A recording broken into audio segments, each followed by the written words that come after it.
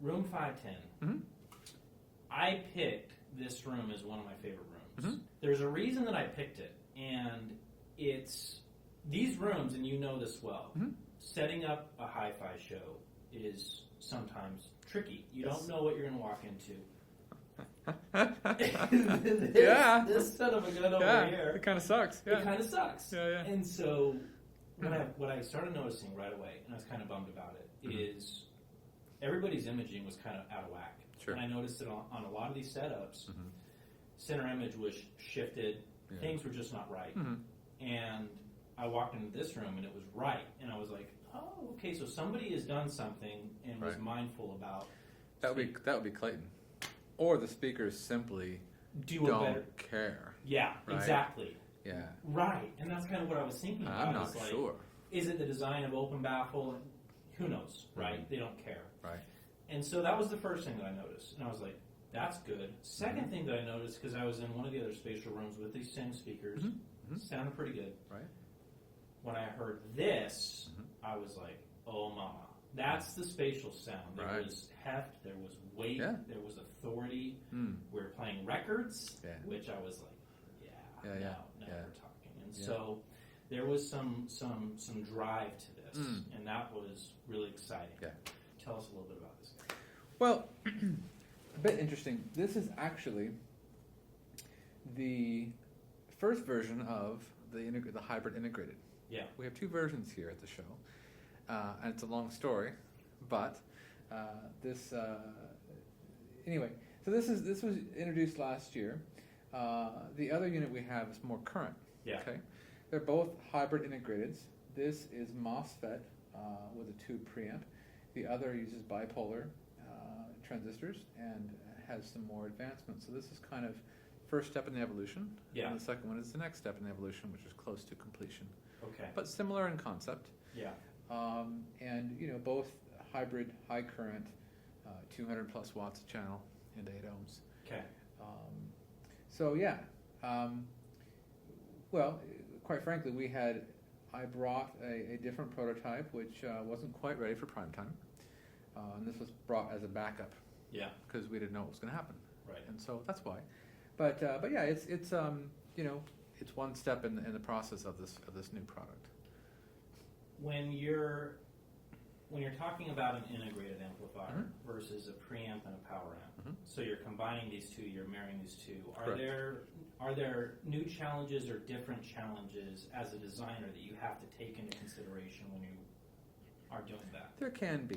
Okay. Now, many times an integrated is a compromise, right?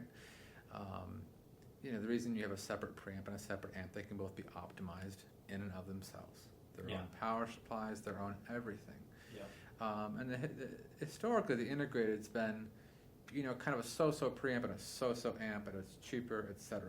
Now, when I designed the original KWI 200, which this is the next model in the line, the hybrid, my intent was to make a no-compromise integrated that was high power, with a full-function preamp, easy-to-use controls, good wife acceptance factor, Yep. big displays you can see across the room. Yeah. Right? I like the big knobs. They're Yeah. simple to use. The controls are simple and clean. Clean. Yeah. Kids, wife, husband, audiophile, no problem. Yeah. Right? So it's in keeping with that. But the challenges are that the preamp stage can be weak, could be compromised by noise, by a number of things. And quite commonly, an integrated will also compromise on power and current to make the amp and everything fit in one box. Got it. This is not a small enclosure. It's Right. 17 by 17 by 5. It fits a 1.5 kVA toroid that weighs about 20 pounds. Yeah. And that's part of it. Yeah. Right? So now the next challenge with this, of course, is to incorporate a tube preamp into the mix.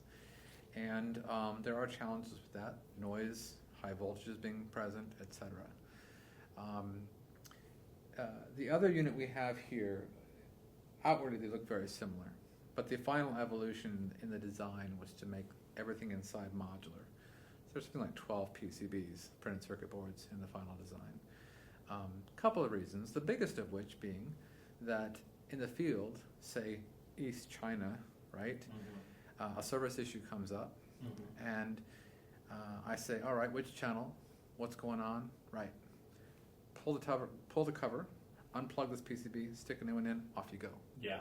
Otherwise, in this small village in China or wherever you may be, you get a tech who's like, how do I fix this thing? He's got to get a soldering iron out. It's got to have schematics. So the new integrated being designed that way is just very, very service friendly, very future proof, very, Yeah. et cetera. I think that we should also highlight that a big part of what I was hearing is your pH 9.0. Right. That thing is crazy good.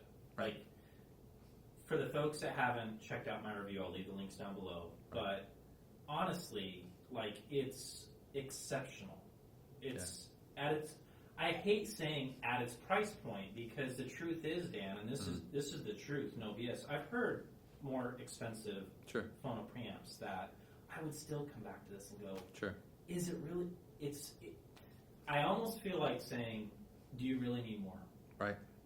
It's that good. It's that kind of good. So, but dude, the room is solid. Totally killer. Yeah, I'm happy. really genuinely impressed with this room. It's probably like top 3. Like of all the rooms that I listened to, this one really was really satisfying. So Cool. Good job, man. Thanks, man. Cool. Appreciate it.